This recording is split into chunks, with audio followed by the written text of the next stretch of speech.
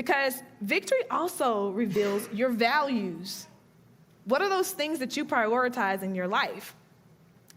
How you respond to an outer victory puts the spotlight on your inner self.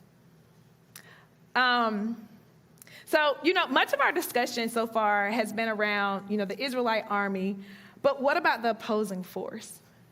How have they responded to victory? I know that, when we talk about David versus Goliath, we just focus on this one battle, but there are many, many skirmishes and battles that led up to this. And I think what we see in the Philistines in the past when they've achieved victory, where their hopes lied. The Philistines had put their hope in Goliath, right? And Goliath had cursed David by his gods. David, in turn, declared victory in the name of the Lord of hosts. So I want you to compare, the two of them. We're thinking about David versus Goliath. This was a bigger battle, y'all. Goliath had cursed him by his gods. So let's talk about his gods. Before this physical battle between Goliath and David, there had been other fights.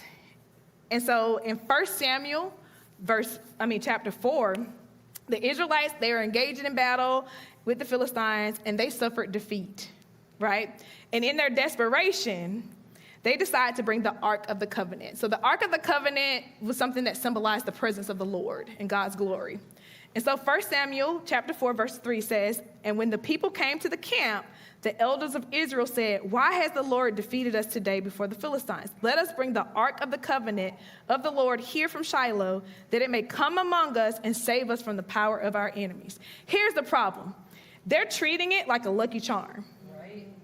They weren't like, "Lord, what should we do?" And they're like, "Hey, could you go get this right quick and then bring it?" And, sometimes we do that too.